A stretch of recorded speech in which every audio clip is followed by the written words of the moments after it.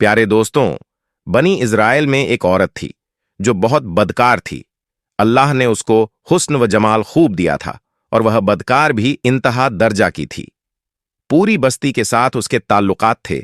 वह इतनी मालदार हो गई थी कि उसने अपने लिए एक महल बना लिया था और एक तख्त बनवाया था, और वह बन संवर कर मलका की तरह तख्त पर बैठती थी और उसके साथ गलत ताल्लुक रखने वाले पूरे शहर के अमीर लोग थे। उसकी जिंदगी ऐसी ही गुजर रही थी। एक मर्तबा क्या हुआ कि वह अपने घर का दरवाजा खोलकर तख्त पर बैठी थी। करीब की किसी और बस्ती का नौजवान था जो नेक था और इबादत गुजार था। वह इधर से गुजर रहा था और गुजरते हुए अचानक उसकी नजर उठी तो उस औरत पर जा पड़ी है, और उस औरत की ऐसी तस्वीर उसके दिल में छपी कि वह आगे तो चला गया मगर उसका ध्यान इधर ही भटक गया। फिर वह जब जिक्र में, तस्बीहात में, तिलावत में जब बैठता तो उसका दिल ही नहीं लगता था। उसने रोजे भी रखे लेकिन ख्याल ना निकला। उसने अपने आप को तकलीफ भी पहुंचाई, कई कई दिन अपने आप को भूखा प्यासा भी रखा, मगर उसके दिल से ख्याल ना निकला। एक दिन उसने सोचा कि जब इस ख्याल से मेरी जान छूटती ही नहीं तो मैं जाता और उससे मिलता हूं। चुनांचे उसके पास जो थोड़ा सामान था उसने बेचा और उसने इतने पैसे तैयार किए जितने से वह बदकार औरत अपने पास आने की इजाजत देती थी। वह उस औरत के पास आया और उसको पैसे देकर उसके पास चारपाई पर बैठ गया। बातचीत करने लगा। अचानक बातचीत के दौरान उसके दिल में यह ख्याल आया कि मैंने नेकोकारी के कितने साल गुजारे हैं। आज मेरे अल्लाह मुझे इस गैर महरम के साथ बैठे हुए भी देख रहे होंगे। बस यह ख्याल दिल में आया तो अल्लाह का दर्द दिल पर गालिब आ गया और नौजवान ने कांपना शुरू कर दिया। औरत उससे पूछती है, तुम कांप क्यों रहे हो? तुम्हारा चेहरा क्यों पीला हो गया है? उसने कहा कि बस मेरी तबीयत ठीक नहीं। उसने कहा कि फिर तुम जिस मकसद के लिए आए हो वह मकसद पूरा करो और जाओ। उसने कहा, नहीं। वह बड़ी हैरान हुई कि आज तक मैंने अपनी जिंदगी में कोई ऐसा मर्द नहीं देखा कि मेरे करीब इस तरह चारपाई पर आकर बैठे और फिर बुराई किए बगैर चला जाए। वह नौजवान कैसा है? मगर नौजवान ने कहा, अच्छा मैं जाता हूं। उसने कहा कि तुम कौन हो, क्या हो? उसने बताया कि मैं इस नाम का बंदा हूं और फलानी बस्ती का हूं, और मेरे दिल में यह ख्याल आ रहा है कि मैंने इतनी उम्र मुसल्ले पर बैठकर गुजारी। आज मेरे अल्लाह मुझे तेरे साथ बैठे हुए भी देख रहा है। बस उसके बाद उस नौजवान की आंखों में से आंसू आ जाएं और वह चल पड़ा। अब वह चला तो उस औरत को जो थोड़ी देर की सोहबत हुई उसकी बरकत उसको मिल गई। चुनांचे औरत के दिल में ख्याल आया कि यह कुंवारा नौजवान इतना अल्लाह से डरता है जबकि उसने गुनाह भी नहीं किया, और मैं तो सारा दिन और सारी रात गुनाहों में मुबत्तला रहने वाली हूं। मैं तो खुदा से डरती ही नहीं। उसके दिल में शर्मिंदगी पैदा हुई, नदामत होने आने लगी कि करूं तो क्या करूं। दिल में ख्याल आया कि अच्छा चलती हूं और हजरत मूसा अलैहिस्सलाम से पूछती हूं कि क्या मेरे लिए भी तौबा की कोई सूरत बनती है। और वह अपने घर से निकल खड़ी हुई। अब उसको बस्ती का एक एक बंदा पहचानता था। वह नामी गिरामी औरत थी। वह चली और जाकर हजरत मूसा अलैहिस्सलाम को जो देखा तो उस वक्त बनी इज़राइल के लोगों को नसीहत फरमा रहे थे। उसने किसी आदमी के जरिए पैगाम भेजा कि हजरत मूसा अलैहिस्सलाम से जाकर कहो कि मैं आपसे मिलना चाहती हूं। अब जिसको पैगाम दिया वह बेवकूफ था।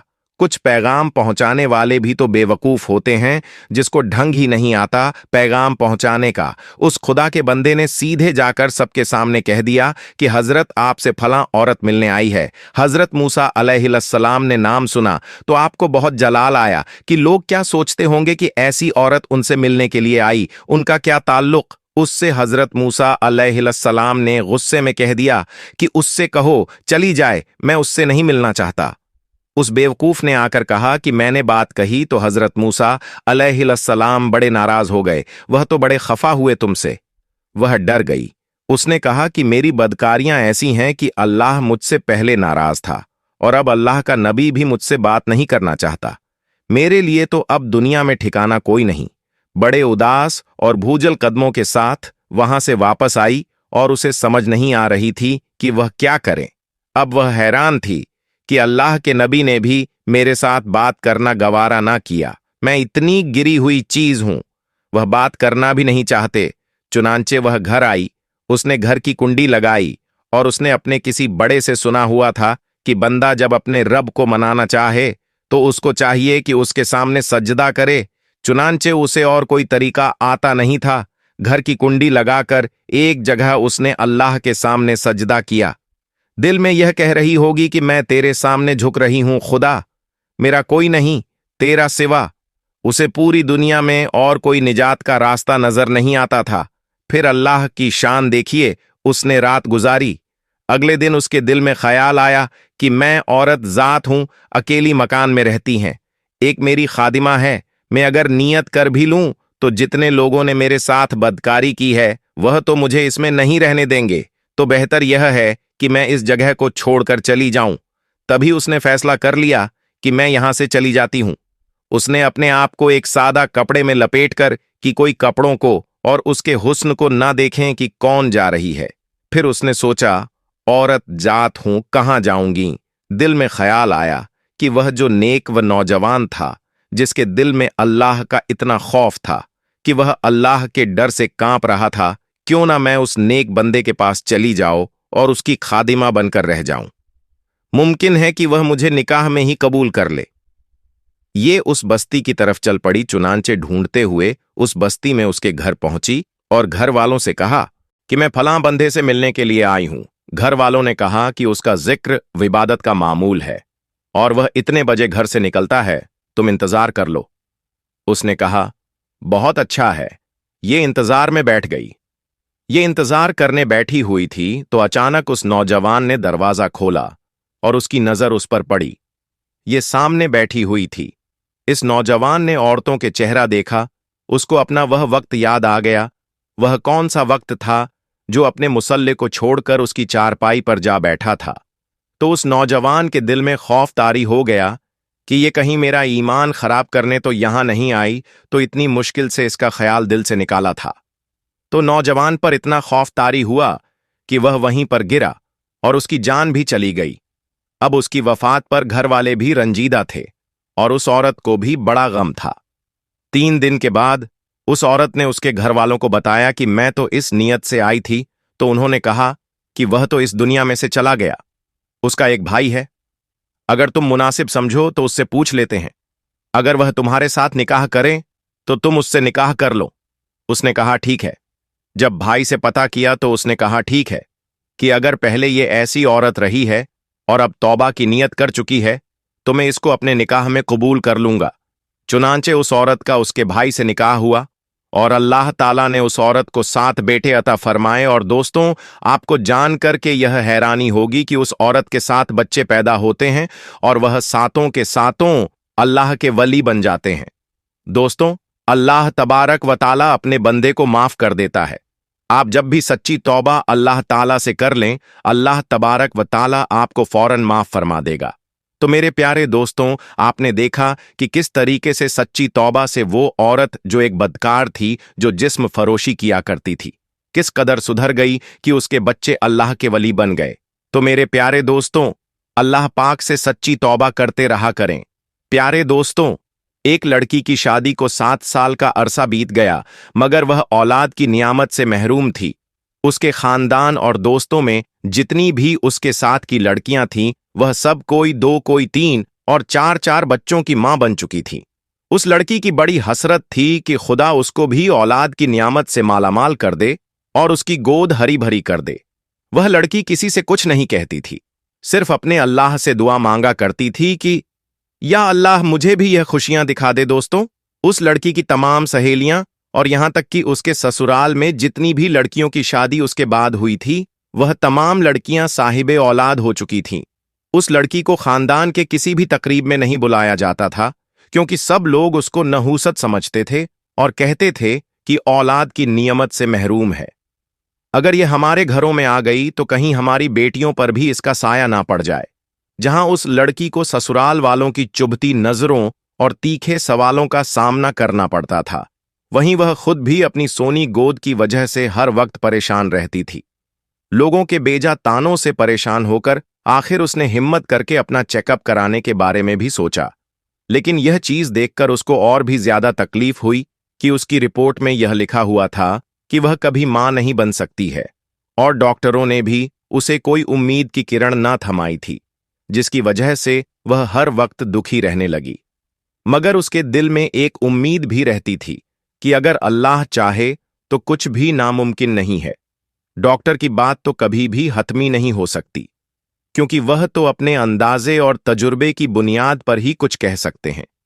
लेकिन हकीकी फैसला तो अल्लाह ही के इख्तियार में है। जब उस लड़की का दिल बहुत ज्यादा उदास होता तो अपने कमरे में चुपचाप बैठकर बहुत ज्यादा रो लेती थी और अपने दिल का बोझ हल्का कर लेती थी। कोई भी उसकी तकलीफ को समझ नहीं पा रहा था कि वह खुद औलाद न होने की वजह से कितनी तकलीफ और अजियत से गुजर रही है। ससुराल वाले तो बातें बनाते ही थे, लेकिन रिश्तेदार और हमसाइयों की बातें भी जलती पर तेल का काम करती थीं। उन सब की बातें सुनकर कभी कभी उसका दिल चाहता था कि वह मर जाए या इन लोगों से कहीं दूर चली जाए, क्योंकि इन लोगों की बातें दिन ब दिन बढ़ती ही चली जा रही थीं, जो कि उसकी बर्दाश्त से बाहर थी। लेकिन उसे अल्लाह की जात पर पूरा यकीन था। वह हर नमाज में रो रो कर बस एक ही फरियाद करने लगी कि अल्लाह मुझे औलाद की नियामत से नवाज दे। जैसे जैसे लोगों की ताने बढ़ रहे थे, वैसे वैसे से उसकी इबादत भी बढ़ रही थी। वो बस अल्लाह की रहमत की आस में थी कि कब उसकी दुआ कबूलियत के दर्जे पर फाइज होती है। वक्त गुजरने के साथ साथ जब उसकी देरानी के यहाँ छोटे बच्चे ने जन्म लिया तो यह देखकर उसकी सास बहुत गुस्से में आ गई और वह उस लड़की को खरी खोटी सुनाने लगी। वो कहने लगी, तू तो बांझ है, मेरा बेटा सदा बे औलाद ही रहेगा। आखिर मेरे बेटे का कसूर क्या है जो उसके पल्ले एक बांझ औरत पड़ गई है। यह बातें करते हुए उसकी सास यह भी भूल गई थी कि वह भी एक औरत है। यह सब सुनकर वह लड़की कुछ न बोली और खामोशी से सर झुकाकर अपने कमरे में चली गई और एक बार फिर खुदा के हुजूर सजदा रेज हो गई और गिड़गिड़ाकर खुदा से दुआएं मांगने लगी। एक दिन वह लड़की अपनी देवरानी के बच्चे को गोद में लेकर बैठी थी और वह उसे प्यार कर रही थी और साथ खेल भी रही थी। उसका यही मामूल होता था। वह अपनी देवरानी के बच्चों से बहुत मोहब्बत करती, उनका बहुत ख्याल रखती थी, उनके तमाम कामकाज अपने हाथों से करती थी। आज भी वह जब मासूम छोटे बच्चे को लेकर अपनी गोद में बैठी थी, ना जाने उसके दिल में ऐसा कौन सा ख्याल आया और उसे क्या हुआ कि वह उस बच्चे को वहीं लिटाकर अपने कमरे में आ गई। ऐसा रोई कि घर के तमाम अफराद इकट्ठे हो गए। उसके दिल की हालत को समझे बिना ही सब यह सोचने लगे कि यह देवर के बच्चों से जलती है, हसद करती है और इसी वजह से उन्हें देखकर रोती है। मगर उन जाहिलों को कौन समझाता कि अल्लाह ताला ने उसको ऐसा दिल ही नहीं दिया था जो किसी को देखकर हसद में मुब्तला हो जाता, बल्कि वह तो इस कदर नेक थी, शरीफ थी, सादा थी। उसका दिल इस कदर पाक था कि अगर उससे कोई उसकी खुशियां भी मांगता तो वह खुशी खुशी हंसकर मुस्कुराकर उसे दे देती। वह तो ऐसी लड़की थी जो अपने मुंह का निवाला भी उनको देने वाली थी। वह तो उस वक्त इस बच्चे को देखकर अपनी सोनी गोद से इस कदर दिल गिरफ्ता हुई कि अपने आप पर काबू न रख पाई और आज उसके आंसू भी सारे दम तोड़कर बहने लगे। और उसके बाद उसने फिर से अपनी देवरानी के बच्चों का ख्याल रखना चाहा तो उसकी देवरानी ने उसको यह कर झड़क दिया कि मेरे बच्चों पर हसद की निगाह मत डालो और इनके करीब ना आया करो। जहां हर कोई उस लड़की को तानाजनी से नवाजता था, वहीं सिर्फ उसका शौहर था जिसने उसे कभी इस बात का ताना नहीं दिया था, बल्कि उसका शौहर हमेशा उसकी हिम्मत बढ़ाता था और उससे कहता था कि खुदा ने चाहा तो हमें जरूर औलाद की नियामत से नवाजेगा। उसका शौहर उसे दिल अव जान से चाहता था और वह उसकी ख्वाहिश को भी समझता था, लेकिन वह क्या कर सकता था, उसके हाथ में कुछ भी नहीं था। एक दिन उस लड़की की एक दोस्त उसके घर आई और उसे कहने लगी कि तुम अपने शौहर का टेस्ट क्यों नहीं करवाती हो। जब यह बात उसके ससुराल वालों ने सुनी तो उन्होंने बहुत हंगामा खड़ा किया और उसकी दोस्त को भी बहुत खड़ी खोटी सुनाई। उसकी सास तो गुस्से से भड़क उठी और कहने लगी कि आज के बाद अपनी ऐसी दोस्तों को हम हमारे घर मत लेकर आना जो तुम्हें उल्टी सीधी पट्टियां पढ़ाती हैं। लेकिन उसके शौहर ने कहा कि टेस्ट करवाने में आखिर क्या हरज है, और फिर टेस्ट करवाया गया। सबको रिपोर्ट का इंतजार था। जब रिपोर्ट आई तो वह ठीक नहीं थी। अब तो सब और ज्यादा गुस्सा हो गए और कहने लगे, इस लड़की को फारिग करो, इसी ने कुछ किया है। लेकिन उस लड़की का शौहर जरा भी इस बात के लिए राजी नहीं था कि वह अपनी बीवी को तलाक दे। उसकी मोहब्बत में 1 इंच भी कमी ना आई, बल्कि वह अपनी बीवी की दिलजोई करता और ना ही वह दूसरी शादी करना चाहता है। अपनी सास की बातें सुनकर उस लड़की ने अपने शौहर से कहा कि आप दूसरी शादी कर लीजिए, मगर वह अपनी बीवी से बहुत प्यार करता था और वह इस बात के लिए किसी भी सूरत पर नहीं माना।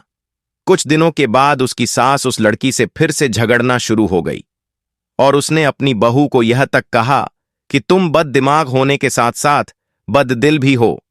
तुम चाहती ही नहीं कि हमारे घर खुशियां आएं और मेरे बेटे का भी कोई वारिस हो। सास की जली कटी बातें सुनकर वह बहुत परेशान हुई। उसने वजू किया और नमाज के लिए खड़ी हो गई। जब दुआ के लिए हाथ उठाए तो ऐसी रक्कत तारी हो गई कि उससे कुछ बोला भी ना गया और फिर वह सजदे में गिर गई और अल्लाह से गिड़गिड़ाकर फरियाद करने लगी, या अल्लाह, अगर तूने मुझे बे औलाद रखना है तो तूने मुझे इस दुनिया में औरत बनाकर क्यों भेजा है? औरत मुकम्मल ही औलाद की वजह से होती है। ऐ मेरे रब, तूने मेरे वजूद को अधूरा क्यों रखा है? या अल्लाह पाक, सारी दुनिया के डॉक्टर जो चाहे मर्जी कहते रह, मुझे तो बस तेरा ही आसरा है। या अल्लाह, मेरी वजह से मेरे शौहर को तकलीफ और इस महरूमी से न गुजार। या अल्लाह, तू हर चीज पर कादिर है। तुझे तेरे प्यारे हबीब मोहम्मद सल्लल्लाहु अलैहि वसल्लम का वास्ता है, मुझे औलाद की निमत से नवाज दे। उस रात उसने सजदे में रो रो कर ऐसी फरियाद की कि उसकी आहों बका सुनकर कायनात की हर शय शायद उसकी सिफारिशी बन गई और अल्लाह पर उसका भरोसा जीत गया। और चंद हफ्तों बाद वह हुआ जिसकी किसी को भी उम्मीद न थी। डॉक्टर बार बार हैरत से उसकी रिपोर्ट को देख रहे थे। वह कह रहे थे, यह तो कोई मौजिज़ा ही हुआ है, आज से पहले कभी नहीं हुआ। और फिर उस लड़की को जिंदगी की नोयत सुनाई दी और उसके कानों को खुशी की। यह खबर 7 साल बाद सुनने को मिली कि वह मां बनने वाली है। यह सुनते ही वह औरत उसी वक्त बगैर किसी की परवाह किए अस्पताल के फर्श पर सजदा रेज हो गई और शुक्र अदा करने लगी कि या अल्लाह, तेरा शुक्र है तूने मेरी दुआओं को कबूल किया और मुझे अपनी बारगाह इलाही से खाली ना लौटाया। उस लड़की को जमीन पर सज्जद रेज देखकर डॉक्टर भी हैरान रह गए और उन्हें अब समझ आने लगी कि यह मौजिज़ा कैसे हुआ।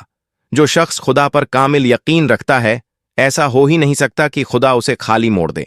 यह खबर जब उसके घर वालों तक पहुंची तो सब हैरान परेशान थे कि क्या ऐसा भी मुमकिन है कि वह औरत जिस पर बांझपन का ठप्पा लग चुका था, जिसे दिन रात लोगों की कड़वी कसैली बातों और चुभती नजरों का सामना करना पड़ता था, खुदा ने उसकी गोद हरी भरी कर दी।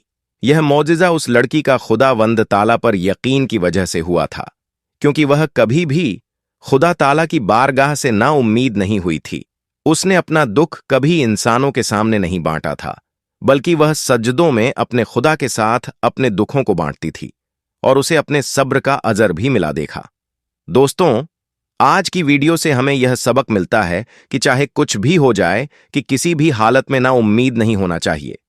बेशक खुदा ताला जो चाहे वह कर सकता है, वह कादरे मुतलक है। कोई कुछ भी कहे, बस अल्लाह ताला पर मुकम्मल भरोसा रखें, कभी भी किसी का बुरा ना सोचे। हमेशा दिल की जमीन को पाक साफ रखें और हमेशा एक दूसरे के लिए दुआ मांगते रहे। और एक दूसरे के लिए दुआएं मांगना बहुत अच्छा और एक बेहतरीन अमल है। अल्लाह रब्बुल इज्जत की बारगाह में हम दुआ करते हैं कि हम हमारे वो भाई और बहनें जो औलाद की निमत से महरूम है, अल्लाह रब्बुल इज्जत सबको नेक औलाद की निमत से नवाज दे। अल्लाह ने जिन्हें बेटियां दी हैं उन्हें औलादे नरीना यानी बेटे अता फरमाए, और जिन्हें अल्लाह ने बेटे दिए हैं अल्लाह उन्हें खातून जन्नत के सदके बेटी अता फरमाए। कमेंट सेक्शन में आमीन जरूर लिखिए और ऐसे ही सच्चे वाक़ये के लिए हमारे चैनल को सब्सक्राइब जरूर करें। अल्लाह हाफिज।